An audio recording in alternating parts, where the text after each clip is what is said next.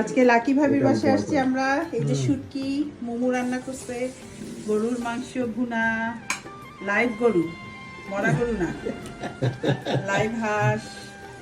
Lucky ভাবি সিঙ্গের ভর্তা, আপনার ফ্যামিলি কি ছিল? টক ডাল। কোথায়? এটা হচ্ছে কি আমি আমার মেজো ভাইয়ের চিচিঙ্গা কাছে ভাজি, মানুষ তো ওর কাছে ওই চিটাং কলেজে ছেড়ে সিঙ্গে শুটকি দিয়ে মুরাদ করে থাকতাম। সালাদ মুরাদ এবং করে ভাত।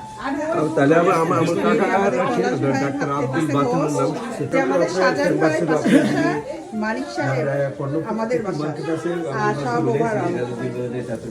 এই যে হোস্ট লাকি ভাবি আজকে মাশাআল্লাহ অনেক সুন্দর একটা পার্সেল বলেন বলেন। ভাবি আর আমাদের মুক্তা মামি আপনি থ্যাংক ইউ সো মাচ আমাদের দুপুরে হাঁস খাওয়ার জন্য। এটা গরুয়া পার্টি, এটা নট বিগ পার্টি। আমরা সবাই মিলে একসাথে বসে একটা হাঁস খাবো, এইটাই। মাশাআল্লাহ থ্যাংক সবাইকে ইউ সো অনেক মাচ। ধন্যবাদ আসলে। আমাদের এই যে আমাদের মোমো, কি রে মোমো মুখ সরে ফেললো। এই যে আমাদের মুক্তা ভাবি, বলেন কিছু লাকি ভাবি দাওয়াত দেন। ও আরো দুইটা জিনিস আছে, যে মুগা সুন্দর সালাদ বানাই আসছে। আর এখানে এখানে কি জানি আছে, না না সরি, এখানে একটা এটা কি, এটা আমি করছি। খুব সুন্দর লাগতেছে আমার মেয়ের জন্য, এটা নিয়ে যাই। অবশ্যই নেন। এই যে আমাদের ময়না পাখিটা, আপাই কি কিছু বলেন, দাওয়াতের রান্না সম্পর্কে কিছু বলেন।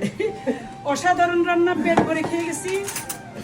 দোয়া করেন আমার বোনের জন্য, আল্লাহ যেন আরো বরকত দেয় ওর হাতে। আল্লাহ যেন ওরে বছর বছর যুগ যুগ বাজায় রাখে, শক্ত সামর্থ্যেরা সুস্থ ভাবে, যেন সেরকম আমাদেরকে মজার এরকম মজার হাঁস রান্না করে খাইতে পারে। Thank you so much for everything Lucky ভাবি এবং পলাশ ভাই।